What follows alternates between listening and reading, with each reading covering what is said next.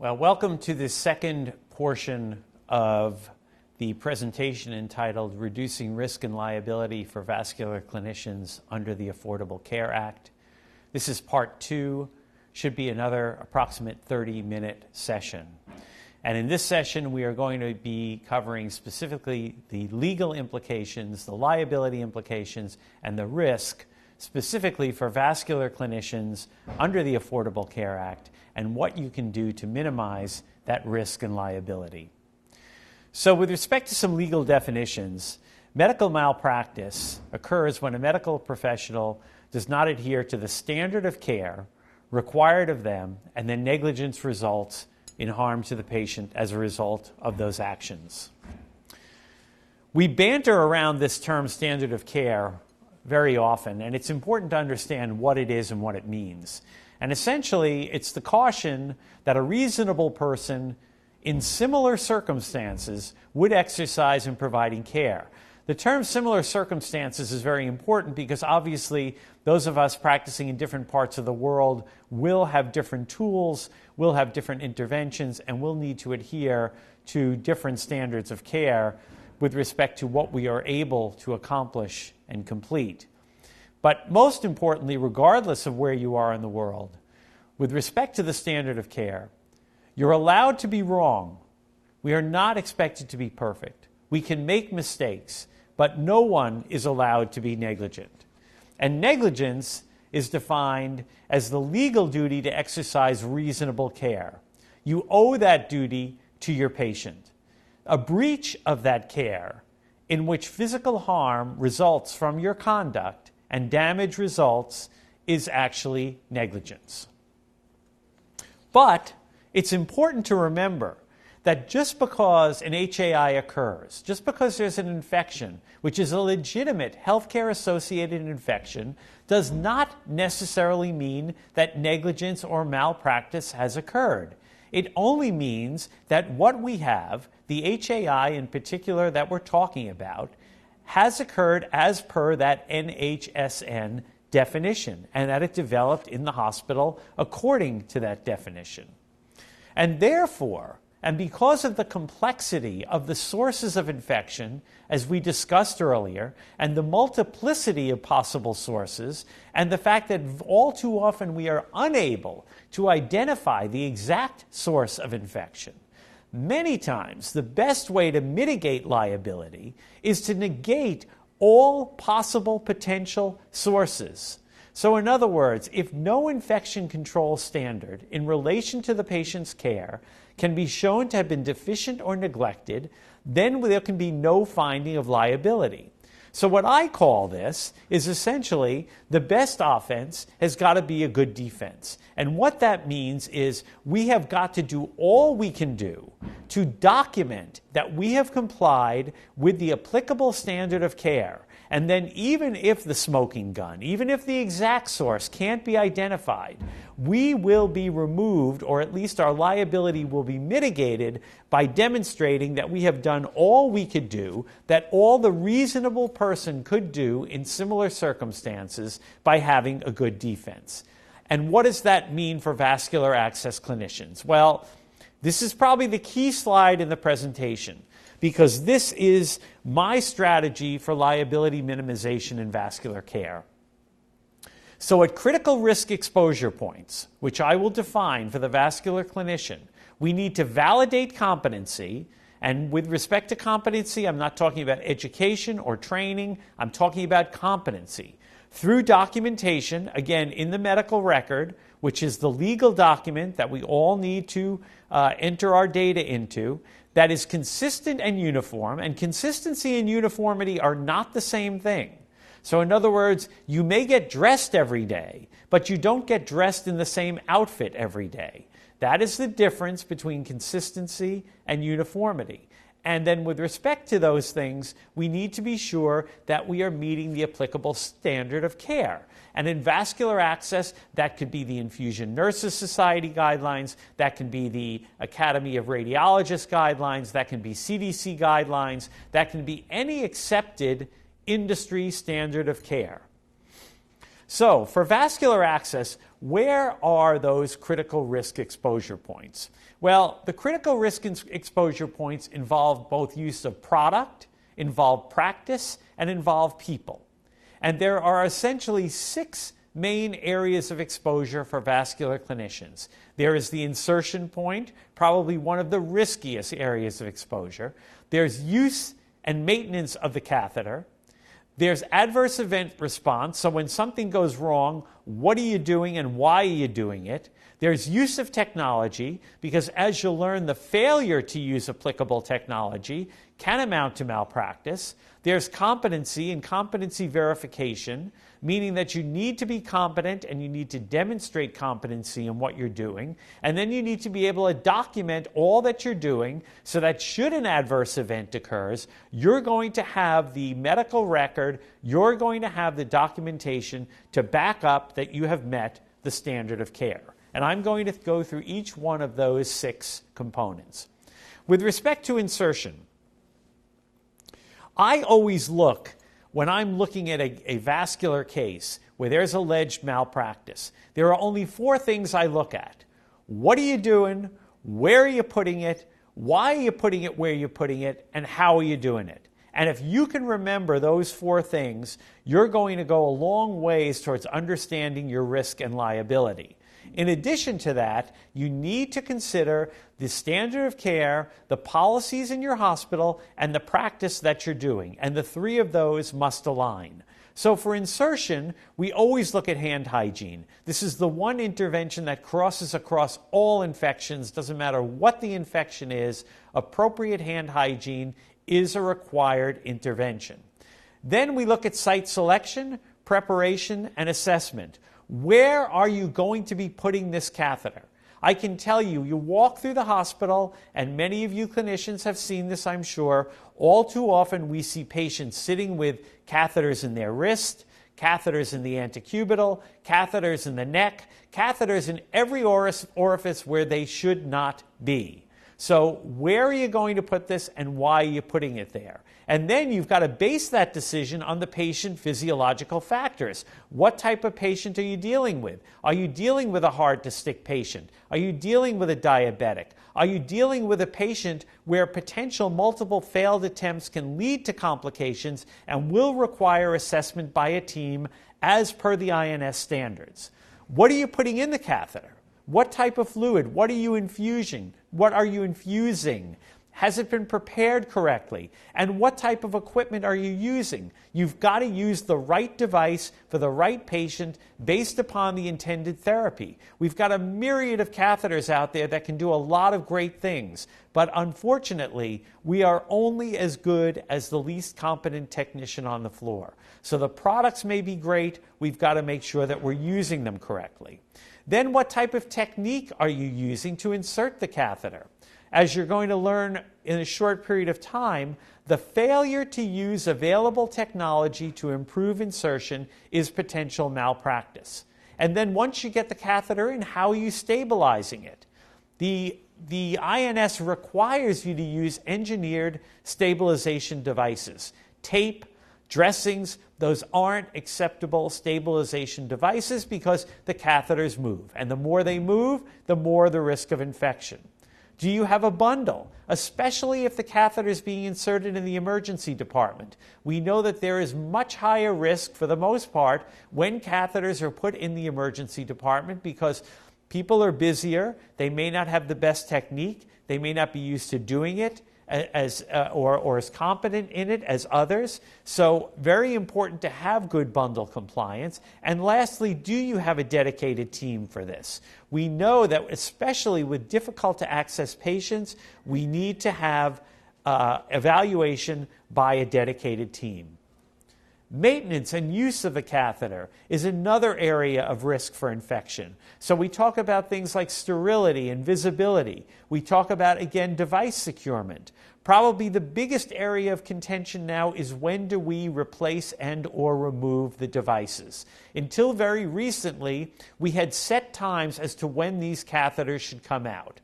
Most of the recent standards of care that are out there say that we should only remove these devices upon clinical need, upon clinical indication. Why? Because there's no magic formula as to when a catheter should be removed or not. So every catheter needs to be evaluated on its own merit based on the patient, based on the catheter itself, and there is no definitive set period of time as to when to remove the catheter other than when it is needed to do so based on clinical criteria. The CDC has also revised their position on dwell time, saying that catheters should be removed catheters should be in place no greater than 72 to 96 hours. We know in practice that in fact most catheters don't last any longer than 48 hours. So it's very important to evaluate whether the catheter is still needed and when it needs to be removed, but this has got to be done based on the conditions of that particular patient. Patient complaints, another thing. Do you stick a patient and the patient cries out and tell them, of course you cried out, I just stuck you? Or do you listen to the patient and remove the catheter and assess the situation? I can assure you that not responding to patient complaints, not responding to patient issues is a huge issue and component of medical malpractice. So nurses should be periodically tested not only for the way they insert the device, but how they treat it and care for it afterwards. When an adverse event occurs, and unfortunately they do occur, the first thing the attorney is going to ask you is, what did you do? How did you respond? Did you respond to the patient complaint immediately, and what did you do?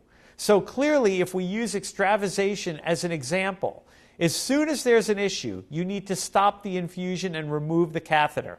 Two things you always need to do upon a patient complaint.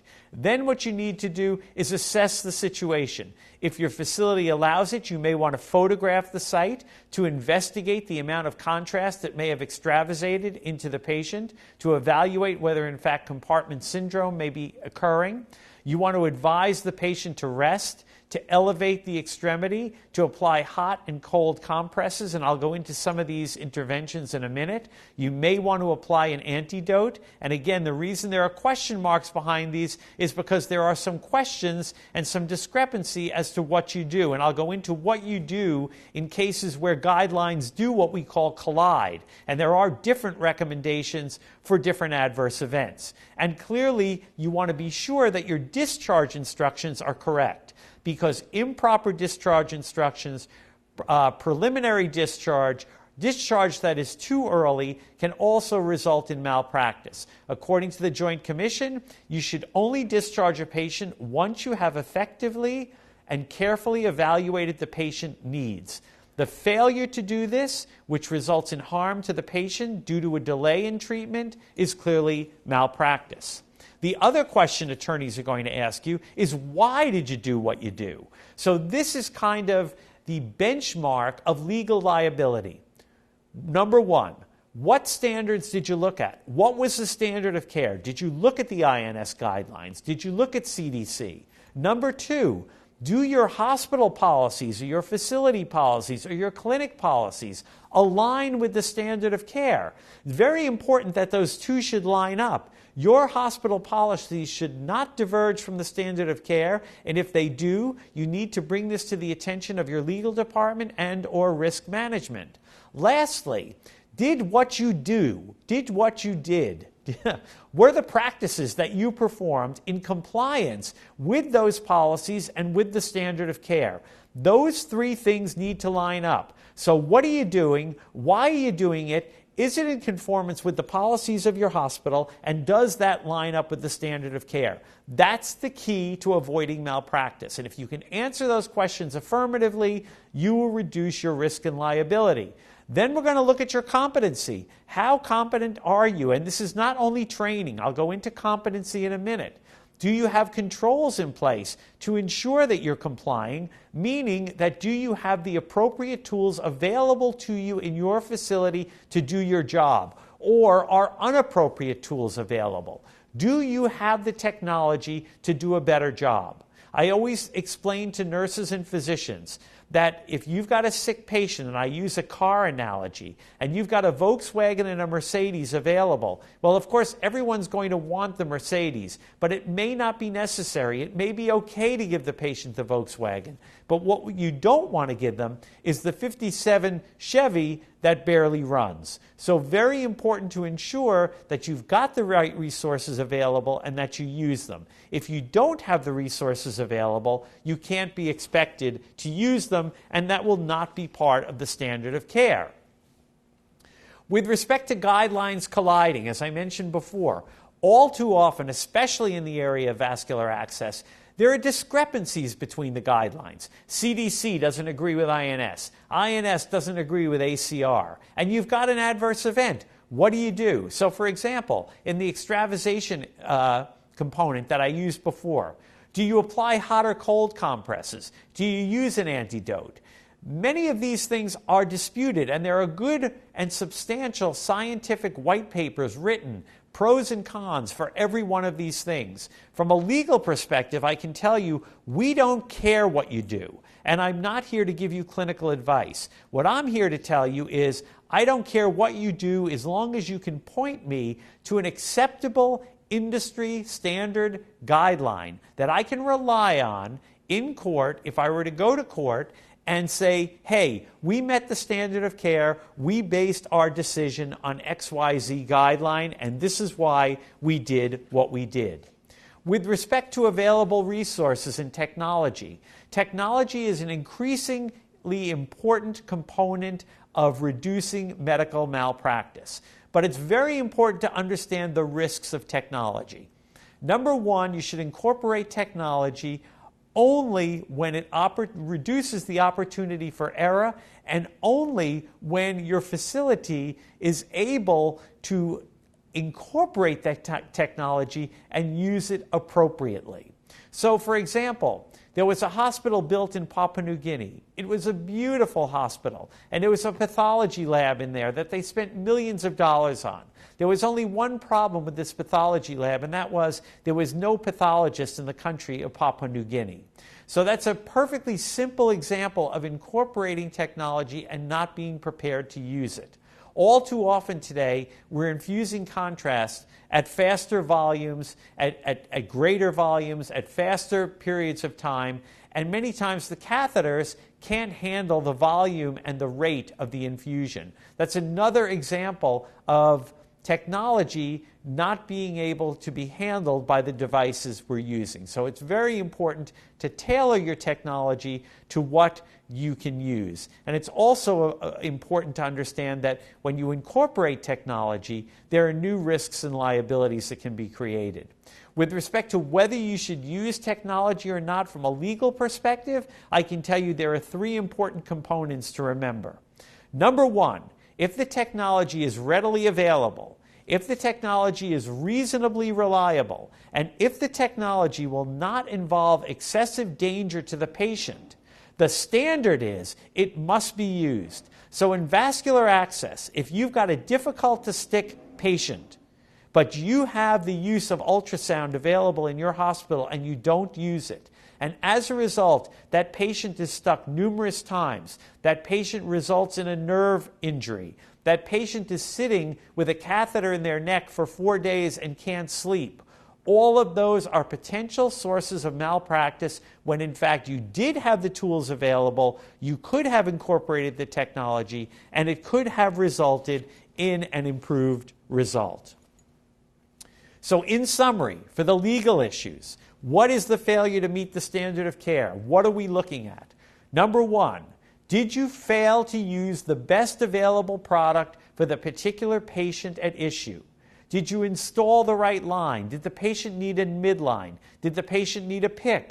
Could the patient have done with a peripheral line as opposed to a midline? Again, we want to use the least invasive device that we can for the particular patient based upon the patient's history. Were products available that could have reduced the opportunity for misuse? Things like bundles that had all the interventions in them, trays, things like ultrasound. Did you fail to incorporate available and accepted practice? This goes more into the technology that could have resulted in an improved outcome. Things like intraosseous. Could the patient have been accessed using intraosseous, which could have saved the patient from an adverse event? Are you using teams to assess those difficult to assess patients? And lastly, competency of your people, competency of your technicians. Was lack of competency involved in the failure to meet the standard of care? For clinicians, lack of knowledge is not a good defense. All lack of knowledge does is adds fuel to the fire for the plaintiffs when they allege malpractice. Competency is not education. Competency is not training. Many nurses have more initials after their names than I can ever pronounce. It doesn't necessarily mean that you're competent. Competency essentially is defined as a capability required for effective performance. Training, I can tell you from a legal perspective, can be nothing more than liability protection. You ask me, has the clinician been trained? I say, yes, I can check that box. The clinician has been trained. But it doesn't necessarily mean the clinician is competent. What I say are the 6 most dangerous words in healthcare that I hear on the floor all the time from nurses who have been there probably longer than I've been alive is, we've always done it this way. I can tell you that when I hear that, immediately the short hairs on my neck go up, and I'm assuming that this person needs some increased competency training. The last piece of the puzzle, documentation. One of my favorite Chinese expressions, Chinese proverbs, even the palest ink is better than the best memory. As lawyers, we say, if it is documented, it happened. If it's not documented, we have to assume that it doesn't happen. I explain to nurses in a very simplified way in charting that if every day they chart the sun is shining and one day there's no entry with respect to the weather that day, I have to assume on that day the sun was not shining. So you've got to be very careful with respect to documentation. What I find in healthcare facilities, this is the big area where there is most problems. And I can tell you with malpractice litigation, the first document that the plaintiff's attorney is going to ask for is the medical record, and they will go through that with a fine-tooth comb to find omissions, to find inconsistencies, to find cross-outs, to find anything that they can to develop a case for the plaintiff.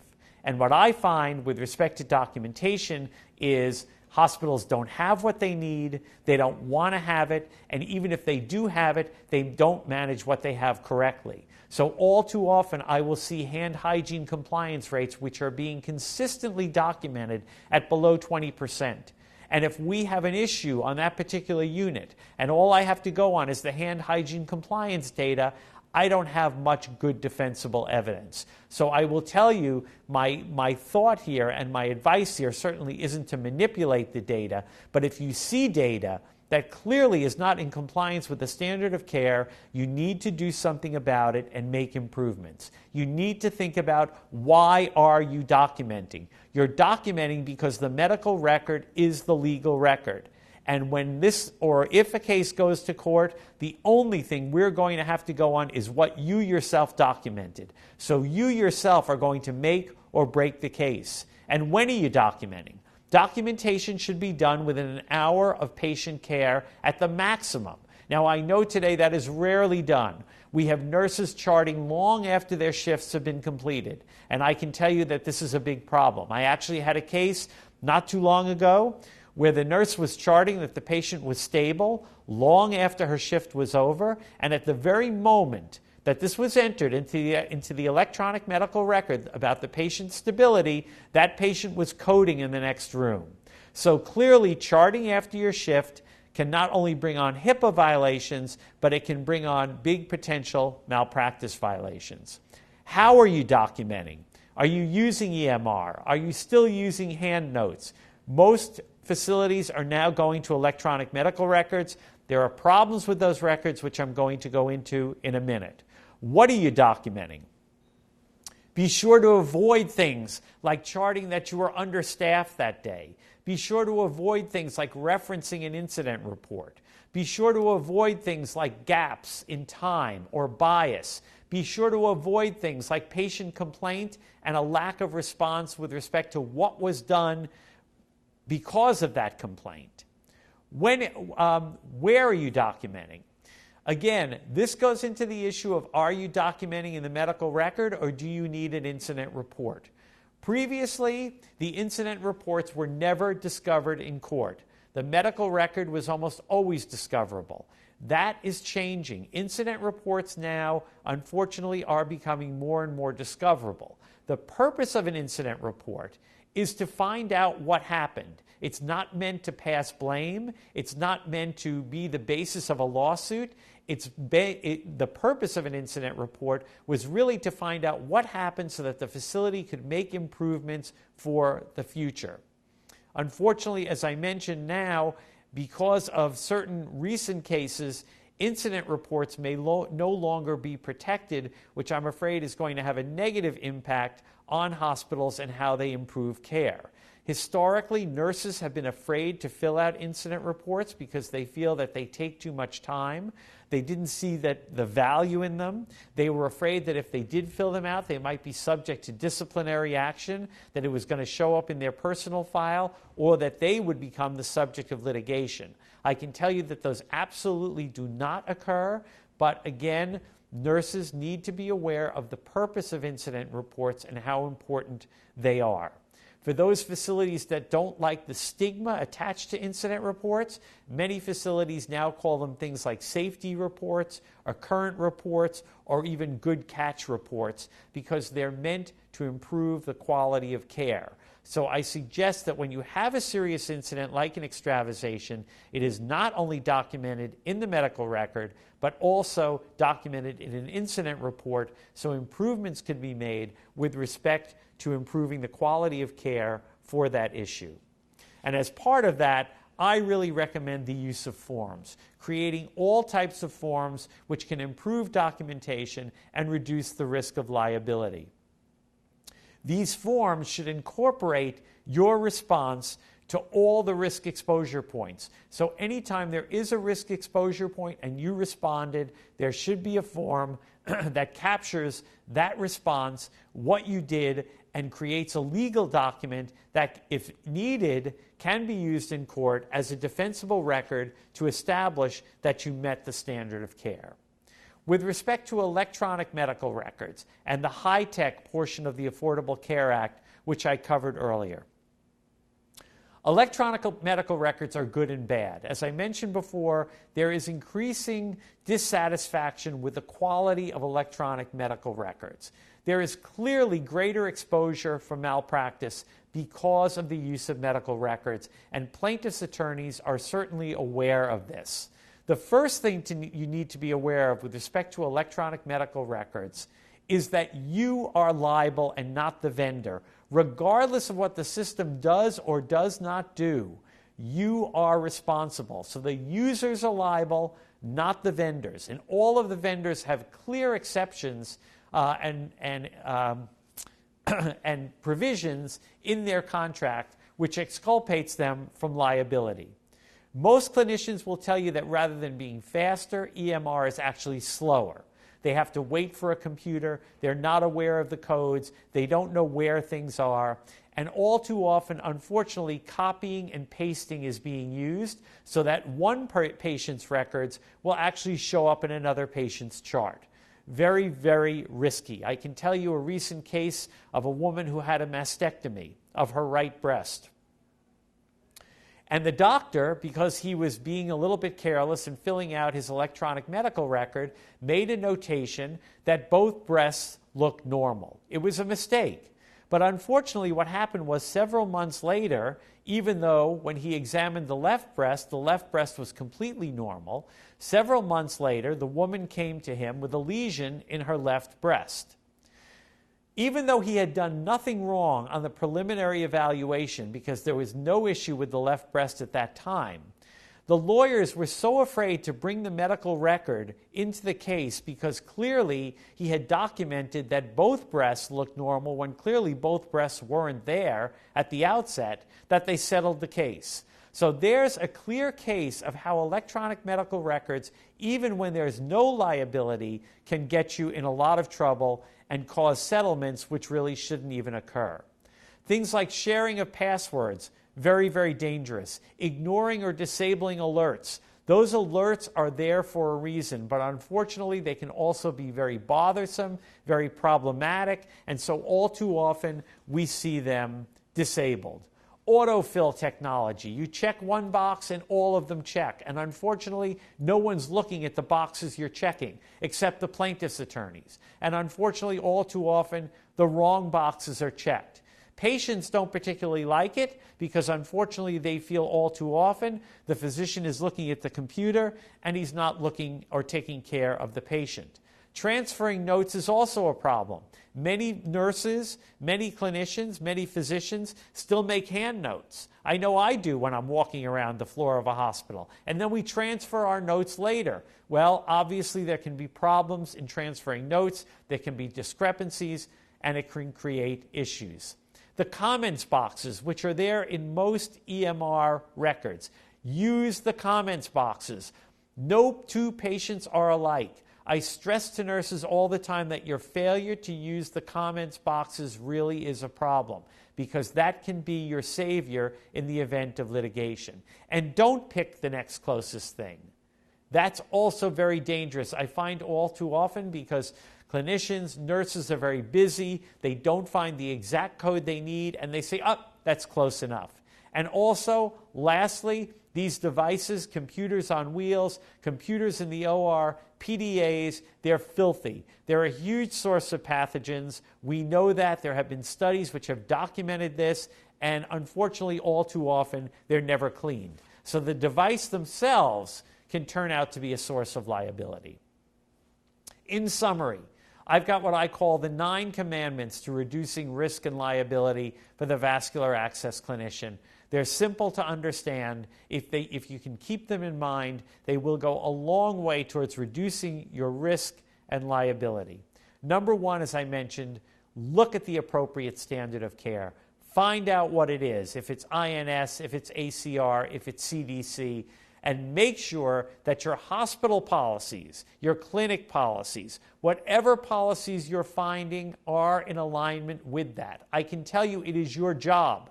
You are the experts. If you know that the policies are not aligning with the standard of care, you need to bring this to the attention of risk management, to legal, to administration, and make them aware of it and make them make the change. Lastly, the practices that you are doing, what you are working on, what you are doing on the floor, must be consistent with those policies and with the standard of care. If there is variation, there is potential negligence and malpractice. And very importantly, that those policies and procedures that your facility has in place must be able to be fully implemented, monitored, and complied with. I can tell you my number 1 rule of thumb is that it is more dangerous to have policies and procedures in place that you're not complying with, that you know you can comply with, that you know you never comply with, than not to have any policies in place at all. I can much better defend you with a policy in place than if you had, I can much better defend you rather if you had no policy in place at all than if you have a policy in place where there is clearly non-compliance with that policy.